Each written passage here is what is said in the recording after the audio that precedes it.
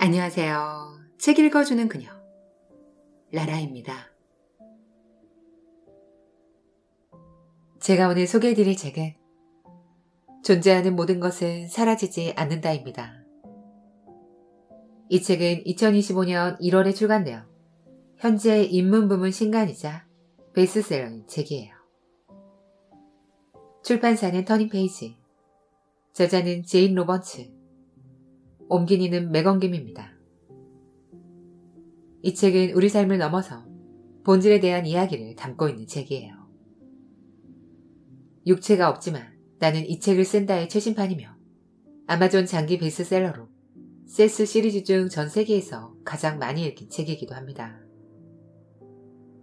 세스가 가르쳐준 영혼과 창조적 삶의 비밀. 전 세계 수많은 자기계발서 저자들에게 영감을 준 책이기도 합니다. 이 책은 육체를 초월한 인격적 존재인 세스의 지식을 본격적으로 담아내어 전해주고 있습니다.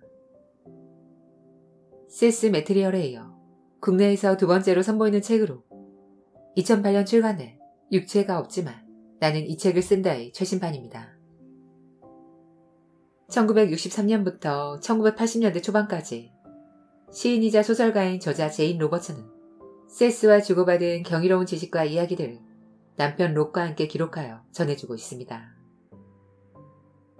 6,000페이지가 넘게 모은 자료에는 육체적 현실의 본질, 사후의 삶, 우주, 건강, 윤회, 신, 꿈, 시간, 정체성, 지각작용 등 다양한 주제에 관한 세스의 메시지가 담겨 있습니다. 저자는 이를 바탕으로 25권의 책을 출간했고 이 책은 그중 전 세계적으로 가장 많이 읽힌 책이기도 합니다. 세스 매트리얼이 세스의 등장 배경과 존재를 이해하기 쉽게 알리기 위해 대화 과정과 전생 리딩 사례 위주로 소개했다며 이 책은 방대한 지식과 통찰력으로 펼쳐낸 세스의 말로만 가득 채워져 있습니다. 세스는 우리가 죽음 이후에 어디에서 무엇을 하게 될지, 이전 생애에서 어떤 모습으로 존재했는지, 살아가는 동안 다음 생을 어떻게 준비하는지 등 우리 존재의 진실과 무궁한 생명력에 대하여 새로운 차원에서 해석하고 내면의 세계로 안내해줍니다. 저는 이 책을 보면서 세스의 메시지를 통해 삶의 방향과 의미에 대해 깊이 배울 수 있는 시간이었어요. 제 삶을 보다 주체적으로 바라보며 삶의 본질과 생의 진실을 마주할 수 있게 해주는 특별한 경험을 주는 인생 책이에요. 그럼 저와 함께 세스가 가르쳐준 영혼과 창조적 삶의 비밀을 만나시러 책 속으로 들어가 보실게요.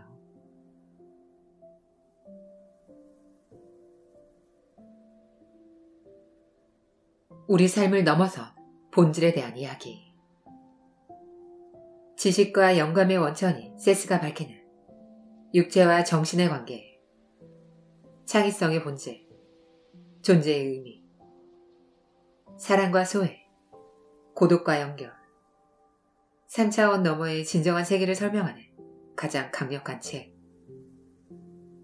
영혼의 관점에서 죽음과 탄생, 인간의 정체성, 삶이라는 우주적 드라마를 치밀하게 엮어냈다. 성혜영, 서울대학교 종교학과 교수. 마음이 작용할 때 세상이 나타난다. 마음이 멈추면 세상도 사라진다. 프롤로그. 우주는 모든 사람에게 메시지를 전하고 있다. 이 책은 자신을 에너지 형태의 인격적 본질로 소개하는 세스라는 존재가 쓴 글이다. 세스는 7년 동안 매주 2차례씩 트랜스 상태, 스스로 깨닫지 못하고 외부 자극에 반응하지 못하는 초월적 의식 상태의 나를 통해 이야기해왔다.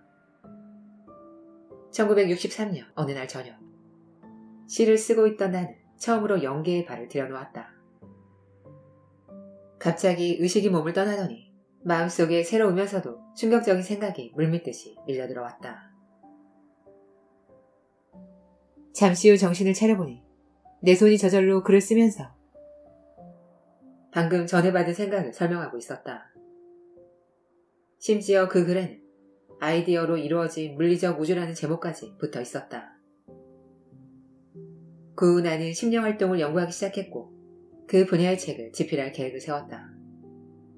이와 관련하여 남편 록과 함께 영적 실험을 했는데 몇 차례 시도한 결과 세스라고 불리는 인격체의 메시지를 받기 시작했다.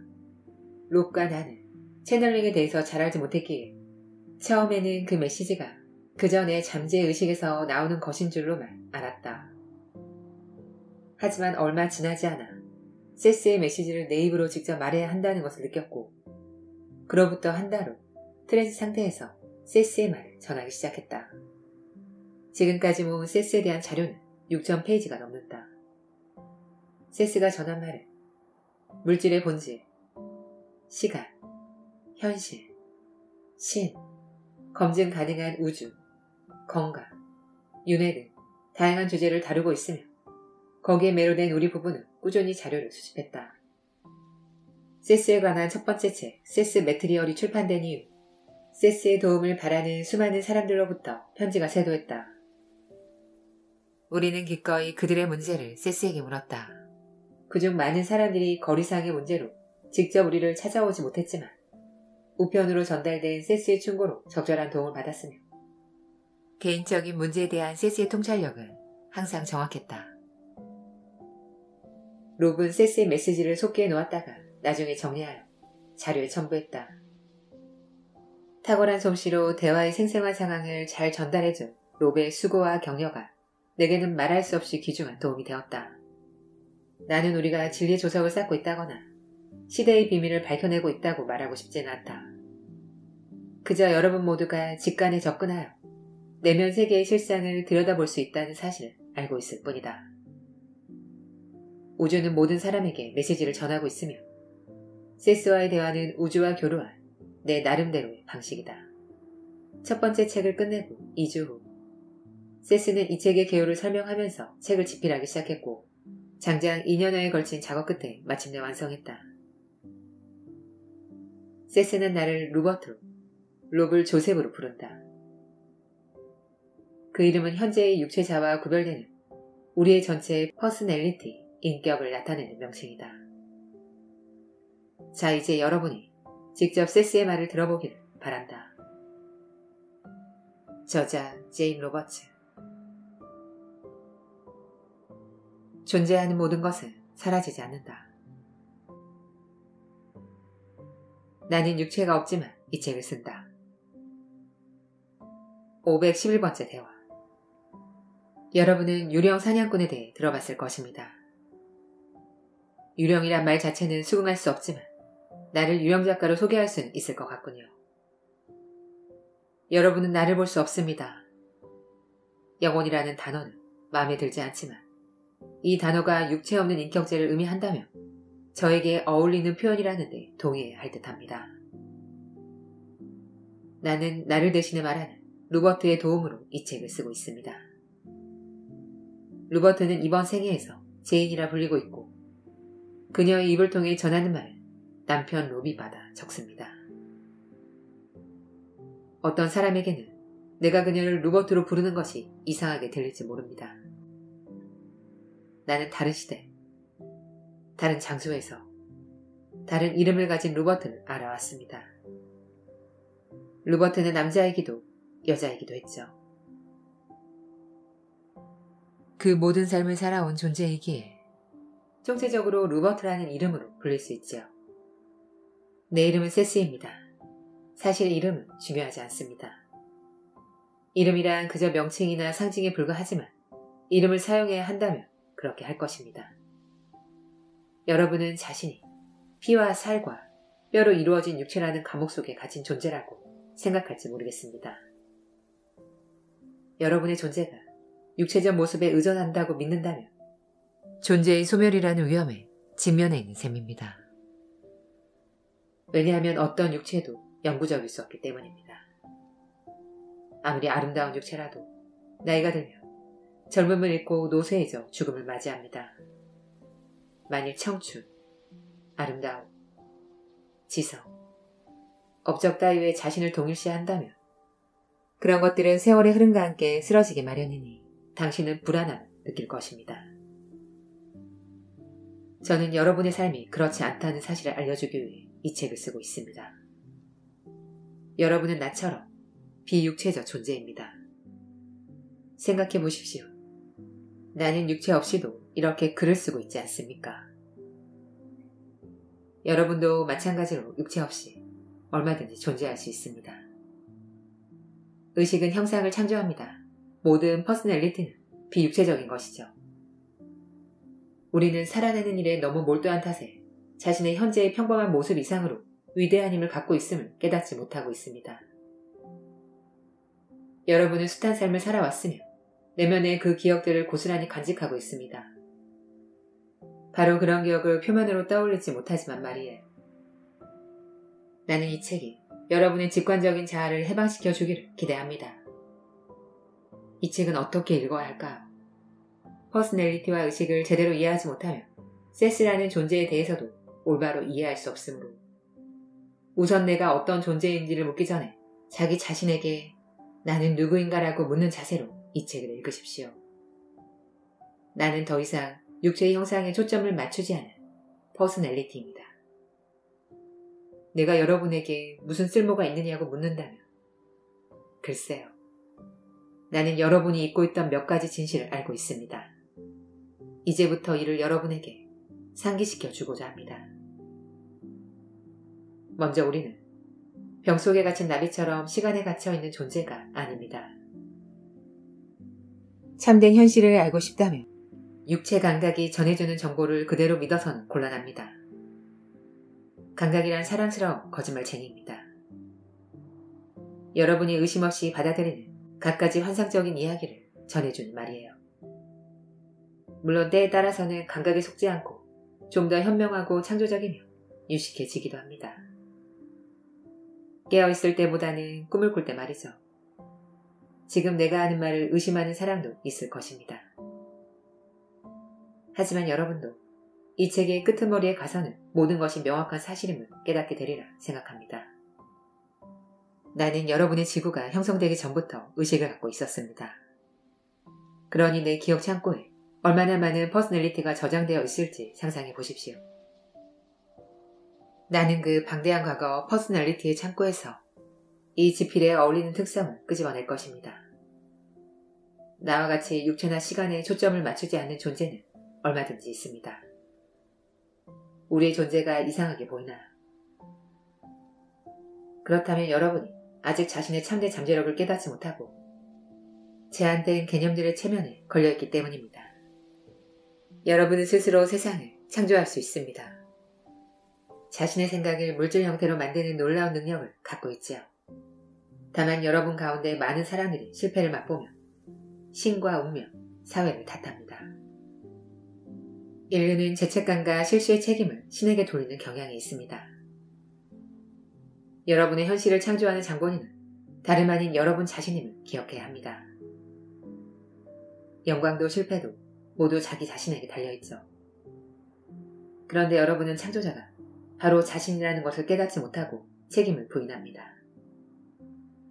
다시 말하지만 세상을 불행하게 만든 책임을 악마에게 돌릴 수는 없습니다. 이제 악마는 여러분의 심령을 투사해 만든 것임을 깨달았을 겁니다. 하지만 자신의 창조력을 건설적으로 사용할 만큼 성장하지는 못했습니다. 그저 직관을 왜곡하거나 부인하면서 경직된 사고 속에서 에고를 키워온 것이 여러분의 현실입니다. 513번째 대화. 이 책은 제인 로버츠라는 퍼스널리티가 아닌 다른 퍼스널리티, 로버트의 힘으로 쓰고 있습니다. 이 책 자체가 에고는 퍼스널리티의 모든 것이 아니라는 증거입니다. 제인 로버츠가 가진 모든 능력을 인류가 원래부터 갖고 있던 것이며 그런 면에서 인간의 퍼스널리티는 통상적으로 이해되는 수준보다 훨씬 많은 특징을 갖고 있다고 보아야 할 것입니다. 나는 그 능력들이 어떤 것이며 개인이 그런 잠재력을 어떤 방법으로 활용할 수 있을지에 대해 설명하고자 합니다. 퍼스널리티란 끊임없이 변화하는 인식의 게슈탈트, 단순한 요소의 총합이 아닌 심리 과정의 통일적인 전체 구조이며 인식작용을 벌이는 나의 일부분입니다. 나는 지금 로버트에게 내 인식을 강요하지 않으며 우리가 소통하는 도중에 그의 의식을 끊기는 일도 없습니다. 대신 3차원 현실로부터 멀어지도록 그의 의식이 확장되고 에너지가 투사됩니다. 집중이 심화되면서 육체의 세계에서 벗어나며 마치 로버트의 의식이 끊어진 것처럼 보일 수 있습니다. 하지만 로버트의 의식은 더욱 충실해진 것이죠. 동시에 내 쪽에서는 로버트에게 주의를 기울여야 합니다. 그렇게 해서 흘러나온 말, 즉 여러분이 읽고 있는 이 글은 처음에는 언어적인 것이 아니었습니다. 원래 언어란 진행 속도가 되는 과정입니다.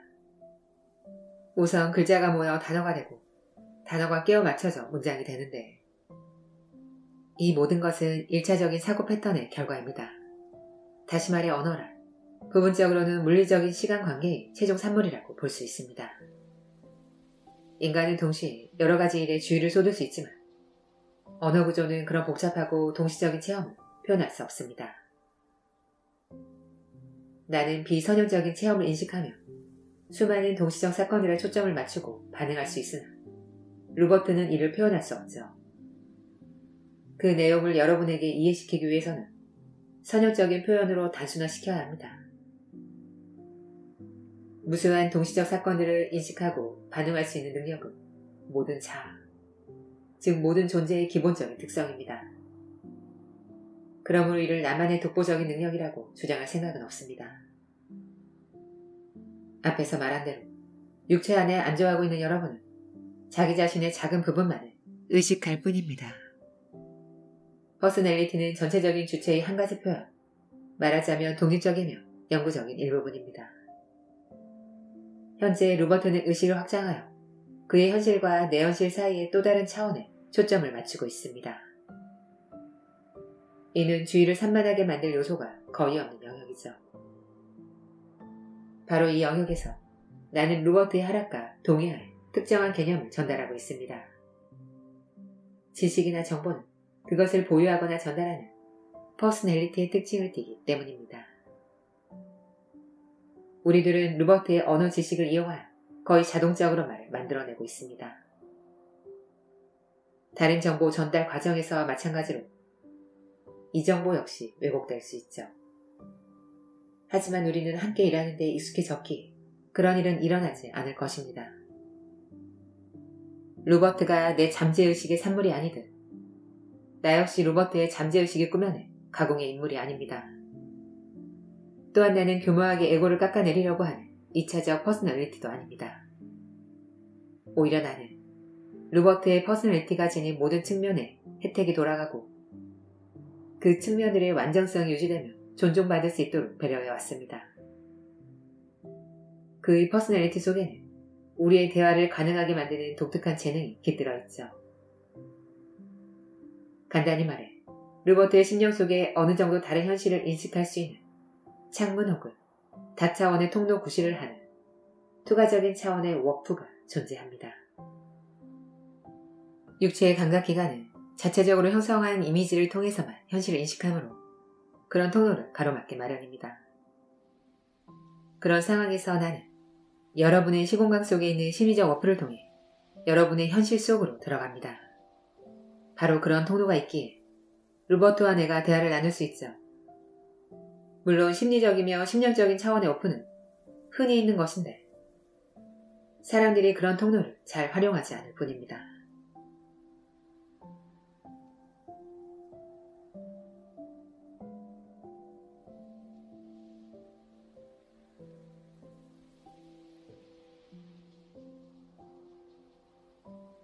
지금까지 책 읽어주는 그녀 라라였습니다. 오늘도 끝까지 들어주셔서 감사드려요. 우리 구독자님들, 오늘 소개해드린 책은 어떠셨는지요? 저는 내면의 변화를 통해 많은 생각을 할 수 있는 시간이었어요. 삶의 방향과 의미로 고민하고 계신 분이 있다면 이 책이 큰 도움이 될 수 있다는 생각이 들었습니다. 저는 항상 여러분을 응원합니다. 아시죠? 사랑합니다.